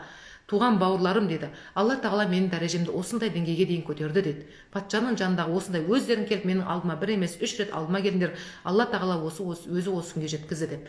Сонда жаңағы ағалардың бәрі кешірім сұрап, бізден үлкен бір қателік кетті, нәпсіміздің құлы болдық, ішіміздегі жаңа көре алмаушылықтың құлы болдық, бізді кешіре көр деп, әкеміздің хақы үшін деп, бір Алла үшін деп кешірім сұрайды. Содан Жүсіп пайғамбар оларды кешіреді. Сөйтіп Бунямин барлығы табысады, баяғы қалған ағалары бәрі табысады. Сөйтіп оларды енді елге сүйінші хабармен барыңдар дейді. Менің жейдемді ала барыңдар деді. Үстіндегі жейдесін көйлегін шешіп береді. Әкеме алып барыңдар, қос жанарына басса, иншалла көзі көріп кетер деп. Сонымен олар келе бастағаннан, жолға шыққаннан Жақып пайғамбар елде отырып, өзінен өзі алағызып, елегізіп, ойпырмай, мен Жүсіптің исін сезе бастағандаймын дейді ғой. Қасындағылар күлет, атам заманда жоғалған Жүсіпті әлі айтып отырсың, сен өзің өлгенше айтатын болдың ғой соны деп. Жоқ, мен бір нәрсені жүрегім сезіп отыр дейді. Сонда сүйіншілеп жаңағы балалар келеді, Жүсіптің көйлегін алып келеді, шынымен ақ жаңағын иіскеп көзіне басқан кезде әкесінің екі көзі шырадай жанады, көзі көріп кетеді. Сөйтіп мәз боп сүйінші хабарды естіп, ата-анасы қуанып, бүкіл тайлы таяғы қалмай жолға шығады Мысырға қарай. Палестинада болған оқиға ғой бұл, енді Филистайн деп айтады арабтар. Сол жерден жолға шығады. Сөйтіп бүкіл өздерінің жаңағы отбасымен барлығы келіп Жүсіптің жеріне жетеді. Жүсіптің жаңағы қазынашылық бас уәзір болып отырған жеріне келеді. Жүсіп ата-анасын сыйлап, қарсы алып, сый-сияпатпен екі жағына отырғызады. Сонда жаңағы ағалары бар, Бунямин бар, 11-і бірдей тағзым етіп тұрады ғой. Жүсіпке келіп, біздің айырымыз кешіріңіз деп, жаңа бауырымызсыз деп тағзым етіп тұрады ғой. Сонда Жүсіп күліп жіберіп айтады, әке, баяғыда көрген түс есіңізде ма деп. Баяғы менің бала кезімде көрген түс есіңізде ма? Сол түсті сіз осылай жүріп едіңіз ғой деп. Сол түсте ай мен күн 11 жұлдыз және ай мен күн маған тағзым етіп тұрады ғой осылай деп. Сол 11 жұлдыз бауырларымыз екен ғой, ай мен күн өздеріңіз екен ғой деп, сол түстің жоруы осылай белгілі болған екен дейді. Сонымен бұл Жүсіп пайғамбар түс жорудың атасы саналатын, Құранда ең жиі түс жору мәселесіне қатысты аталатын Жүсіп пайғамбардың хикаясы осындай еді. Сонымен біз бүгін, міне қазір 1 сағатқа жуық уақыт отырған екенбіз. Біздер бүгін Құран құпиялары деген рухани марафонымыздың бірінші күнін өткізіп отырмыз. Бірінші бөлімде біз Құран тану дәрістері деген атпен Құран туралы бір қатар қызықты мәліметтер келтірдік. Екінші бөлімде Құран және ғылым деген бөлімімізде қазіргі ғылым дәлелдеген Құранның көптеген құпияларын, кереметтерін айтып көрсеттік. Үшінші бөлімі Құран хикаялары деп аталды. Ол жерде мінекей біздер Жүсіп пайғамбардың хикаясын бүгін айтып тәмамдадық. Жүсіп пайғамбар хикаясы ең ұзақ хикая болғандықтан осындай көп уақыт алды. Ертеңгі және бұдан кейінгі күндерде бұдан анағұрлым аз уақыт алады және сіздердің сауалдарыңызға көбірек орын береміз деп ойлаймыз, солай деп үміттенеміз. Көп болып қатысып отырса, баршаңызға мыңда бір рахмет. 548 адам отыр екен қазір эфирде, 550.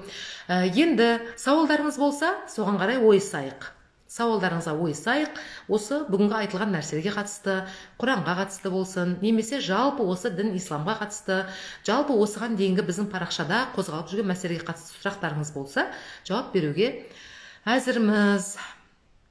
Нумерология неге ширктелінеді дейді. Нумерология туралы біздің Әбжат Сютсай ілімі және нумерология деген эфиріміз бар. Сол жерден толыққанды қарай аласыз. Ал қазір өте қысқаша айтатын болсақ, ислам ғұламалары бір ауыздан былай дейді: Алла тағала сандарға ешқандай құпия жасырмаған. Сандардың табиғатына құпия жоқ. Сандар жай ғана құрал. Олар ғажайып күшке ие емес деді. Егер жазатайым Құранға қатысты мысалға кейбір сандық ерекшеліктер ашылып жатса, санмен сәйкес келетін бір кереметтер ашылып жатса, ол Құранның табиғатына байланысты дүние, санның табиғатына байланысты емес. Сондықтан әбжат деген өте салыстырмалы дүние. Ол о баста жай ғана ойын болған. Біз оны сол эфирде айтқанбыз, сол жерін жақсылап көріп аласыз. Сол жерде толық қарап айтасыз. Жай ғана аты жөнді жасырып берудің бір жол ретінде қалыптасқан. Кейінірек бертіндегі ғұламалар оны жаңағы сөзді цифрмен өрнектеу ғой, ол жай ғана сөзді санмен беру.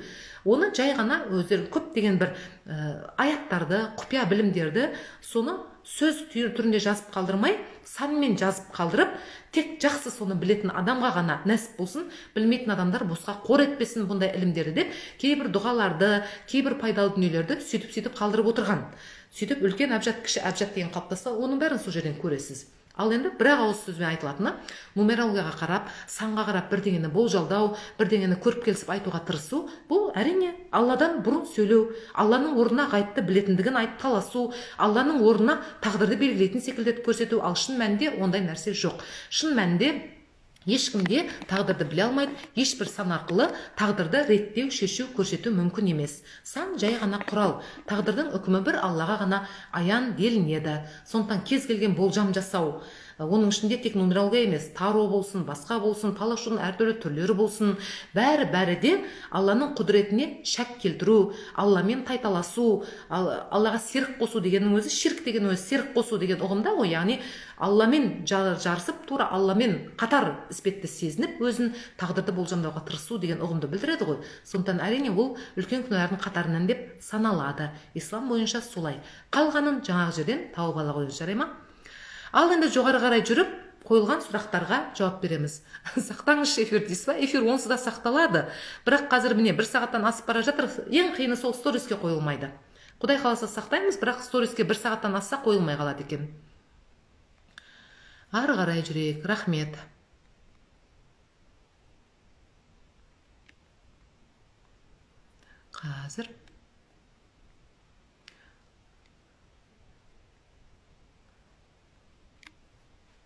Қазір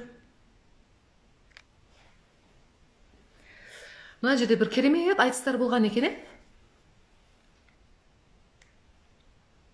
Біз үнемі айтамыз ғой қазір. Біздің ауылымыздың жанында, жаңағы білім ауылының жанында надандық деген ауыл болады да. Ол ауылдан көп адам қосылып кете береді. Енді былай ғой, егер коммент өшіретін болса, онда сіздің сұрақтарыңыз көрмейміз. Онда осы жерден жаба саламын. Көп деген коммент өшіріңіздер деп жазған екенсіздер, шамасы жоғары жақтан не бір ақылсыз, арсыз адамдар қосылып кетіп әңгіме айтқан болуы мүмкін да. Оларды Құдайға тапсырдық. Құдайды тапсырғанда жай бейбіт түрде тапсырмаймыз. Құдай жазасын берсін дейміз. Құдай жазасын берсін. Өйткені біз бір Алла деп Рамазанның күнінде уақытымызды қиып, білімімізді қиып, басқаның бәрін қиып, барлығымызға қиын болып тұрған осындай бір күндерде жан таласып, тек қана Алланың разылығы үшін Құран деп, Құдай деп сөз айтып отырмыз. Егер осы эфирге кіріп біреулер бірден айтып жатқан болса, мен оларды көрмеймін ғой, өйткені мен сөйлеп отырғанда тек қана өзіме қараймын. Мен оларды көрген жоқпын. Соның өзінде де кіріп Алланың сөзіне қатысты бір нәрсе айтып отырған болса, Құдайға қатысты біреу бір нәрсе жазған болса, шынайы түрде тілеймін, Құдай жазасын берсін. Жай ғана Құдайға тапсырдым деп қоя салмаймыз сыпайылап. Басқа уақытта Құдайға тапсырамыз. Онсыз да мен өзі діннен Құдайдан басқаша айтып отырған жоқпын. Басқа уақытта Құдайда тапсырамыз. Ал мына жерде бұны туралап тұрып, Алла тағала жазасын берсін дейміз. Құдай қаласа жазасын береді әркімнің.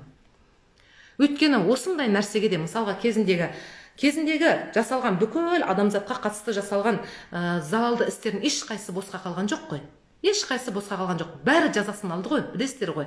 Қаншама пайғамбарларды жоққа шығарған, әулиелерді жоққа шығарған, рухани ұстаздарды жоққа шығарған, соларға жаза берген, соларға жала жапқан, солар туралы неше түрлі нәрсені айтқан адамдардың ешқайсысы жақсы болған жоқ қой. Бәрі жазасын алды ғой. Және бір ерекшелігі, бәрі осы дүниеде жазасын алды. О дүниеде болса болмаса оны бір Алла біледі. Тозақта шіріп жатқан басқасын осы дүниенің өзінде жазасын алды. Бұл дүниенікі о дүниеге кетпейді дейді. Бұл дүниенікі о дүниеге кетпейді. Ол адамдардың барлығы осы дүниеде де жазасын алады.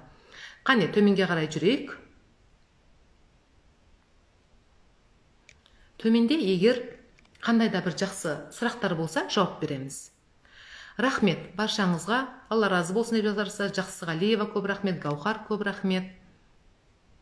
Барлығы да жазылып тұр. Қазір бұл жерге орынсыз сұрақ қоймаңыздар. Бәрі онсыз да хабарландыру жазылып тұр. Нешеде болатынын көріп отырсыздар. Көріп отырып, қажеті қанша қайтадан сұрақ қоя салудың. Сымбат көп рахмет.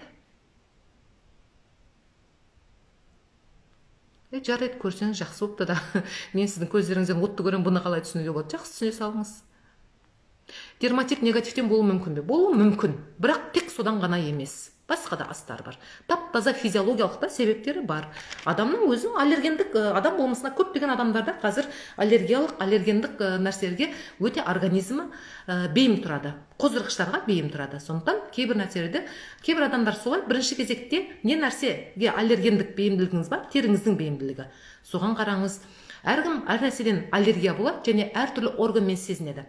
Біреулерде мысалға бронхиальный астма болады да, астматикалық демікпелік аллергия болады. Біреулерде баяғы аллергия на сорные травы деп айтылады, яғни ащы шөптерге аллергия болады да, маусымдық аллергия. Ондай жағдайда сол тоқтаусыз түшкіру, сондай нәрселер болады. Кейбіреулерде тіпті тамақ ішу арқылы аллергия байқалады. Әркімде әртүрлі.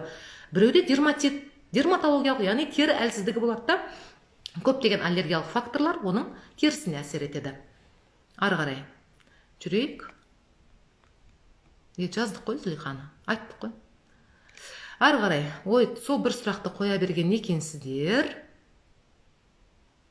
Ит туылса не болады? Ештеңе де болмайды. Ол туралы Құранда не бар деп ойлап жүрмеңіздер. Құранда ештеңе де жоқ. Бірақ біздің қазақ өзі иттің ұлып да жаман дыбыс шығарғанын жақсы шығарғанын жақтырмайды. Тыйып тастайды, жамандықтың белгісі деп ойлайды. Ал шын мәнінде тек содан ғана жамандық келе қалмайды ғой. Әдетте неге олай деп пайымдаған? Өйткені иелері қайтыс болғанда, басқа жағдайда иттің де өзінің налитын бір азалы үн шығаратын кезі болады. Сондай кезде әдетте ұлған. Сондықтан ондай нәрсе жоқ кезде, тып-тыныш уақытта ұлып жатса, қой жамандық шақырып жатыр мынау ит деп, қой жағы кет деп қуып жүретіні бар. Ал негізі ол жай ғана ырым. Ал шын мәнінде олай бола ма, болмай ма, оны бір Алла біледі. Болмай-ақ қойсын алайым. Ой, Аллай, сіз осындай да сұрақ болады екен, Умаяна туралы білесіз. Өткенде тәңірлік дін туралы түгін қоймай айтып тастады ғой, сатырлатып тұрып, оңға солға жіберіп дегенде. Тәңірлік дін туралы қаншама нәрсе. Умаяна деген соның ішінде бір кішкентай ғана дүние ғой. Рахмет, Алтынай, көп рахмет. 40 рет қойылған, 100 рет қойылған сұрақтарға жауап бермейміз. Өте көп қайталанбалы сұрақтар бар. Дұрыс сұрақтарға жауап берейік. Құран кітап, басқа тілдегі аудармаларын Құран кітаптың демекшісіз, дұрыстап жазайық. Құран кітаптың басқа тілдегі аудармаларын оқу үкімі арабша сияқты тек дәретпен орамалмен бір жерден жоқ ондай үкім дегенді естіген едім деді. Былай ғой, дәретпен ол барлық уақытта солай. Барлық уақытта солай. Басқа тілдегі аудармасы болса да әдетте былай болады ғой. Тап-таза тек қана аудармасы тұратын, бірде-бір Құранға қатысты арабша сөз болмайтын мәтін әдетте кездеспейді. Қазақша аудармалардың өзінде де ең болмаса алғашқы бір-екі бетте Құран аяттарын беріп қояды, немесе жаңағы сыртқы безендіруінде соңында Құран хатым, әйтеуір бір мәтіндерді арабша беріп қояды. Қалай болғанда да ол жерде Құранның таза бөліктері жүреді. Ол бірінші. Екіншіден, ол қай тілдегі аудармасы болса да сізде оған деген құрмет болу керек қой. Оған деген біз ең алдымен Алланың сөз ретінде құрметпен қарап, сондықтан тазалық шартын сақтаймыз. Дәрет ол міндетті. Дәрет міндетті. Ал орамалға келген кезде, енді әйел адам өзі оңаша отырса, біз орамалды құрметпен тағамыз да. Оңаша отырғанда Құранға қатысты, оны онсыз да сол құрметпен, ғибадат амалы ретінде қарап жасаймыз. Ал бірақ енді салафиттердің нағыз бір қаны шығып тұрған бір ұстазының өзінен сұраған жағдай бар. Мысалы дейді, ер адамдар жоқ кезде, әйел адам өзі жеке оңаша отырса, Құранның арабшасын өзін орамалсыз оқи берсе бола ма дегенде, ол кісі болады деген екен.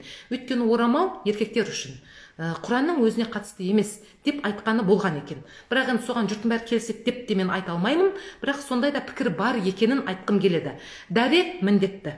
Ол орамал екінші нәрсе. Орамал болса сіздің құрметіңіздің белгісі. Ал егер орамал болмай қалған жағдайда, немесе жазатайым ұмытып кеткен жағдайда, тағы басқа жағдайда, ой, бұл күнә болды, деп қорқудың керегі жоқ.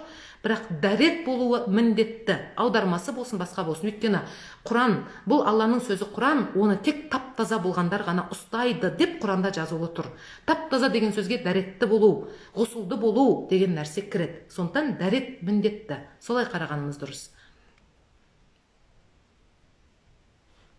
Мына жерде тағы біреу отыр екен. Сондай бір енді Құдайдың қорғып қойған пенделері ғой. Құдайдың қорғып қойған пенделері. Осындай тарихты қайдан оқуға болады дейді. Енді мен сөздің басында айтып өттім, мынау біздің сонау бұдан 27 жыл бұрын жазған еңбегіміз болатын, Құранға қатысты алғашқы зерттеулеріміз. Мынау біздің 5 жыл бұрын жазған еңбегіміз болатын. Екінші зерттеу магистрлік, бұл магистрлік диссертация, ол заманда осылай шығатын еді ғой. Мынау алдыңғысы бакалаврлық диплом жұмысы болған. Одан кейінгі бүкіл кітаптарымыз осы зерттеулерге байланысты болды. Оның барлығында да бұл нәрселер бар. Оған қоса, бұндай тарихты қайдан оқимыз десеңіздер, кітаптар өте көп. Құран хикаялар деген кітап болды. Қазақстанда шыққан, бірақ ол кейін қайта шықпай кеткен сияқты. Қытай қазақтары әзірлеген өте қызықты жақсы бір кітап болды. Одан кейін өзіміздің отандасымыз Ибадуллаев деген автордың аударған кітабы болды. Құранныңдағы қасиетті хикаялар деген ол кісінде кітабы болды. Одан кейін пайғамбарлар тарихы деген кітап мысалға бірнеше рет жарық көрді. Ол да әлі күнге шейін бар айналымда. Осы секілді көп деген жерлерден таба аласыздар.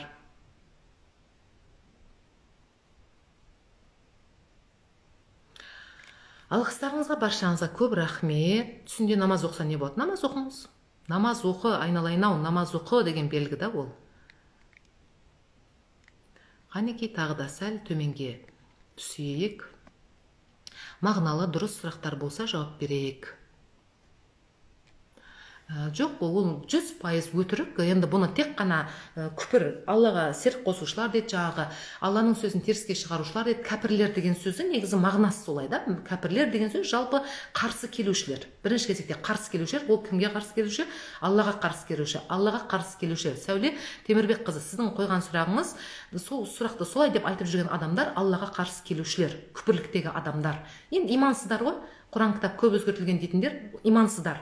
Құранға сенбейтіндер. Құранға сенбегендер, Құдайдың сөзін теріске шығарғандар, олар күпірлікке келтірген жаңағы иманнан безген адамдар болып саналады.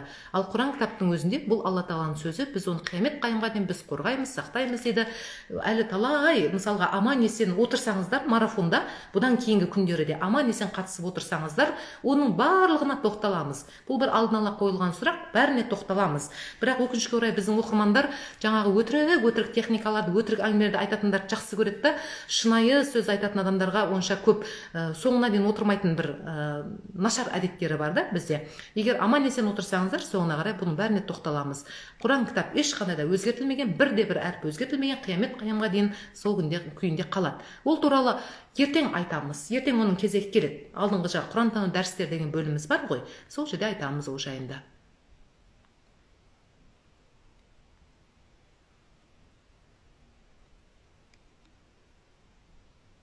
Айта берсеңіз болады. Әлғожа, болады.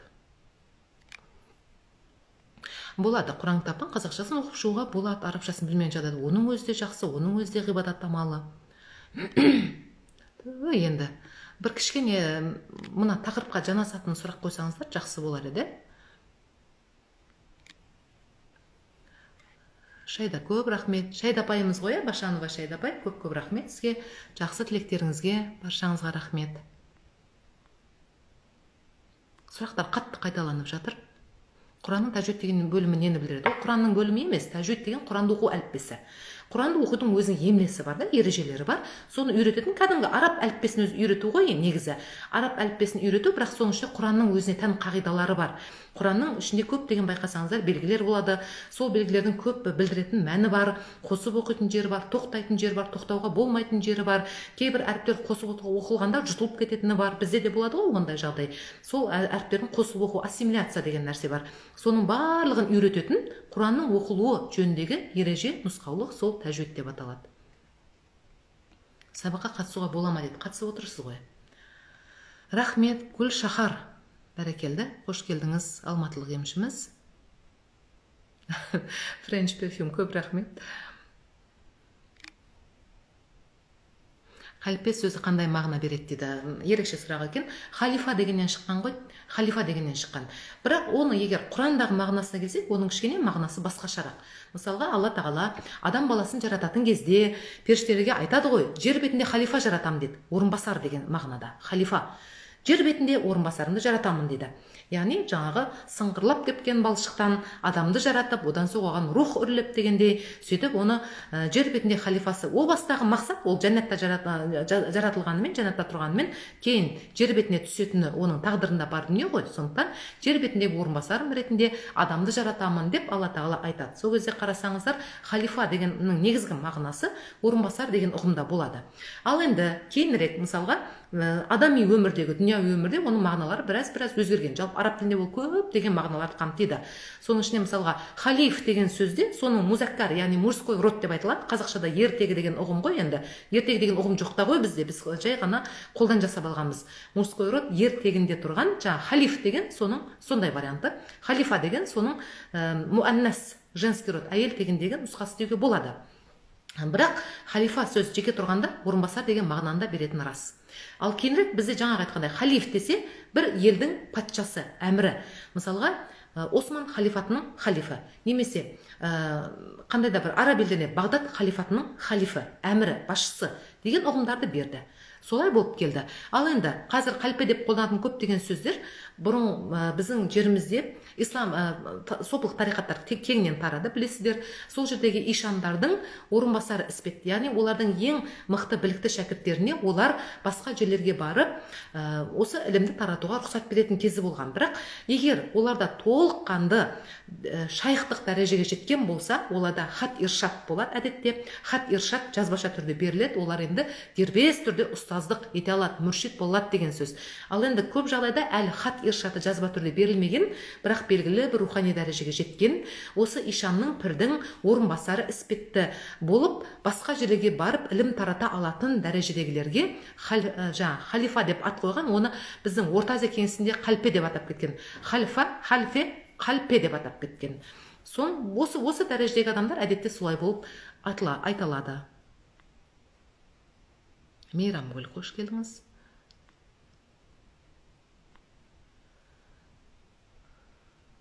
Ауызды ашып жесе күнә болады деген сөз жоқ, бірақ қазір енді сіздің денсаулығыңыз жарамаса, қазір аузыңыз ашық болар, кейінірек өтесіз, қайтадан қазасын өте саласыз да, оразаның қазасын өтесіз. Болды сол. Мынау Елдос 81 деген ер азамат, шынымен ер азамат бекен, ер азамат болса, Алла разы болсын. Алла разы болсын. Ер азамат емес, кейде жолдастарының, басқалардың телефоннан әйел адамдарда кіріп келетін кездері болады, сол үшін сұрап жатырмын. Бибігүл, көп рахмет. Сұрақтың бәрін бітіріп Гүлжазира осы қалды ма? 50-ге жақындап қалды. Мен 2 шаттасам 50-ге келем. Ай, рахмет, айтқандарыңыз келсін. Сол жақсы адамдар көбесінші, Маржанау. Бар тілегіміз осы ғой. Адам азғындап кеткен мынау заманда жақсы адам көбесе болды. Сол үшін, осы өлгенімізше сол үшін ғана өмір сүріп, сол үшін өлетін болдық қой негізі. Жалпы адам өліп бара жатқан кезде бұл өмірде өте көп қарым-қатынастарды ойлайтын шығар деп ойлаймын. Қарым-қатынастар, адаммен қарым-қатынастар, соның ішінде адамдар, қандай адамдар болды айналасында, соны көп ойлайды ғой. Біздің өмірімізді жақсы ететінде, жаман ететінде көбіне қарым-қатынастар болады. Соның ішінде өкінішке орай адамның бәрі жақсы емес. Ол өтірікке сенудің керегі жоқ. Мен бұған арнайы эфирде арнағанмын, иә, адамның бәрі жақсы емес. Баланың да бәрі жақсы емес. Кішкентай баланың да әртүрлі пиғылмен, пейілмен туылатыны болады. Сондықтан, ойбай адамның бәрі жақсы, сен өзің қарым-қатынас өзгерсең бәрі тамаша болады деудің керегі жоқ. Сіз періште болсаңыз да, ай менен нұрдан жаралған періште болсаңыз да, нұрдан жаралған, бәрі бір.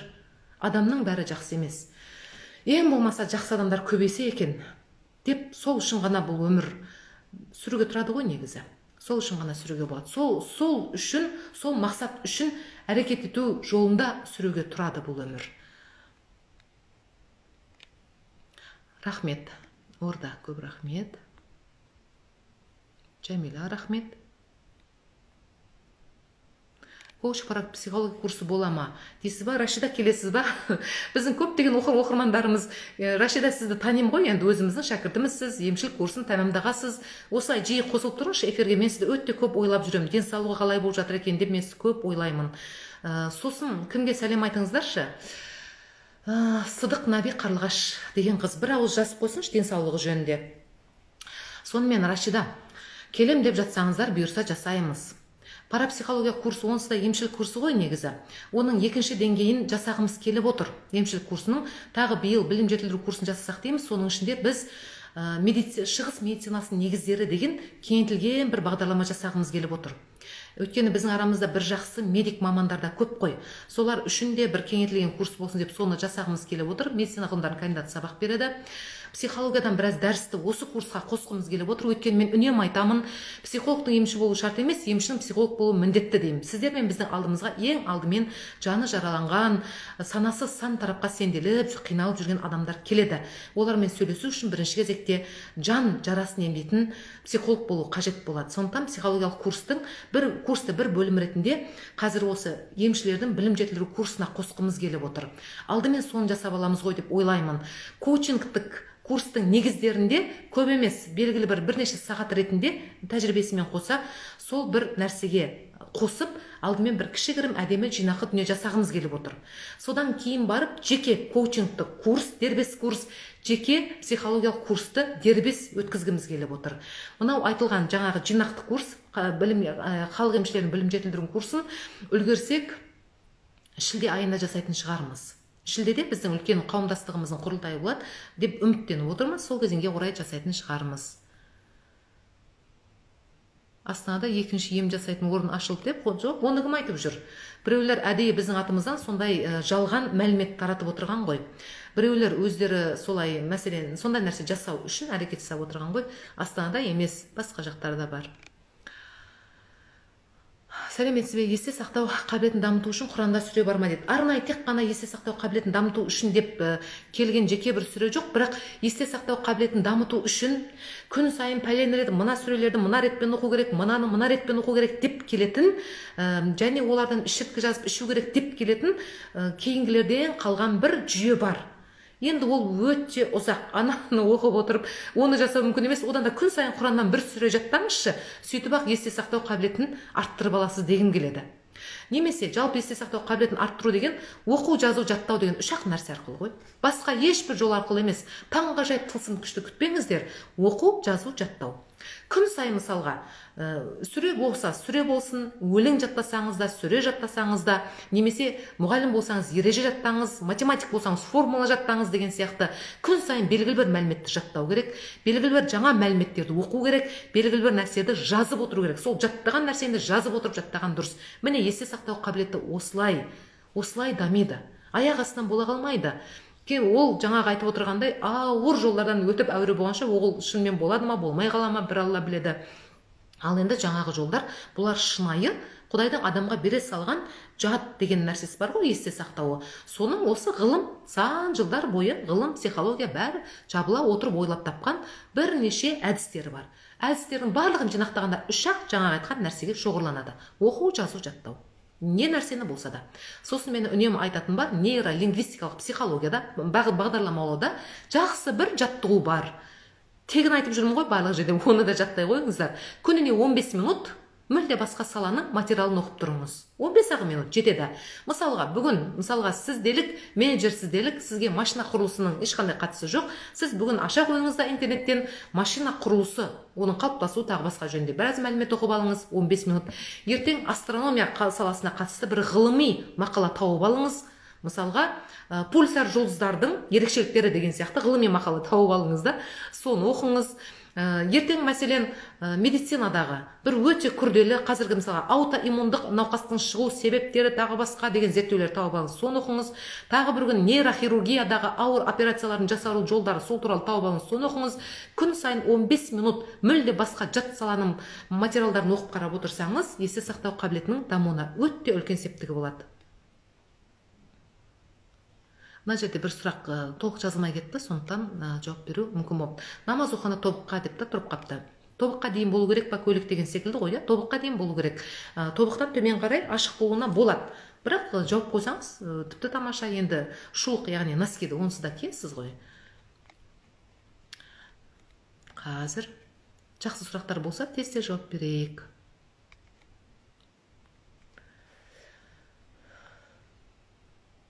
Ұстаз 15 жасар қыз бала сіздің орталықтан ем алса бола ма?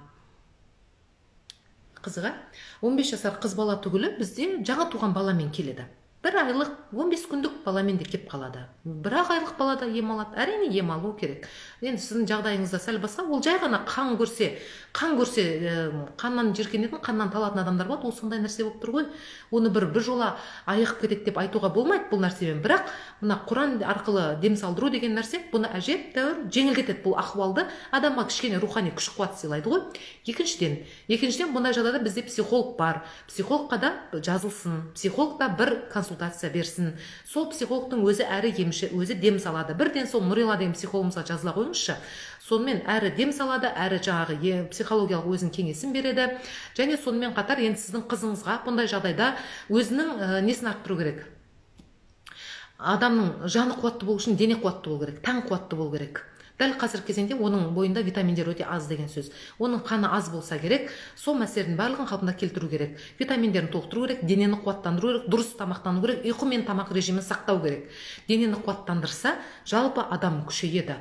Адам күшейгенде жаңағыдай қан көрсетіп қала салу деген сияқты нәрселер болмайды. Әрине қорқыныш бар, ол мәселемен жаңағы психолог айналысады. Тағы да басқа себептері бар, сыртқы себептер, рухани әлсіздік, оны сол Құранмен дем салу арқылы қалпына келтіруге болады, иншалла.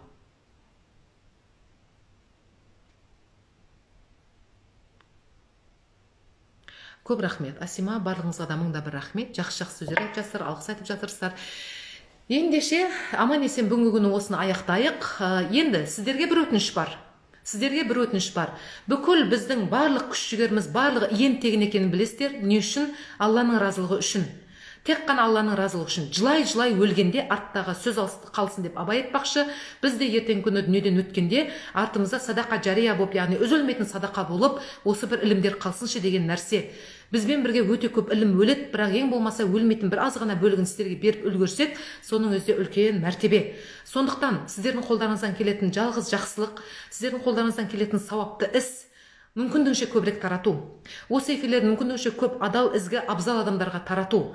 Одан соң мен осы уақытқа шейін мән бермеген бір нәрсе бар. Мен өмірі сіздерден лайк сұрамаймын, өмірі сіздерден тарат, үйтте бүйт демеймін. Ал бірақ қарасақ, бұл өзі осы заманның заңдылығының бір түрі ғой. Сол лайк арқылы таралады екен ғой негізі. Осы нәрселердің барлығы. Сол арқылы интересныйға шығатын, мен бірінші шынын айтсам онша көп біле бермеймін, енді біліп отырмын. Сол арқылы кеңінен таралатынын байқап отырмыз.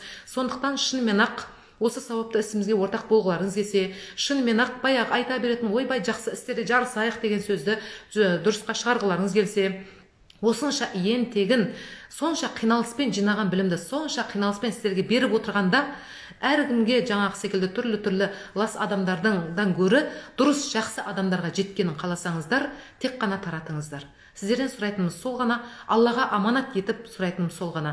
Аман есен болу нәсіп болсын. Бүгінгі күні мысалға басталғаннан тоқтаусыз бір әсер жасалып жатыр. Уайымдамаңыздар, сіздерге ешқандай әсер етпейді. Оның барлығы тек қана маған қарсы бағытталып жасалады. Ертең де арғын 5 күн бойы жасалады. Менің ешқашан эфирді алдын ала айтпайтыным сол. Эфирді алдын ала айтқаннан менің де дұшпандарым барын киіп байлауын салып, бүкіл дуасын жасауға дайындалып отырады. Тағы да айтамын, сіздерге ешқандай әсер етпейді. Ол тек қана маған қарсы бағытталып жасалады. Алла Тағала бәрімізді қорғасын, дұшпандардан қорғасын.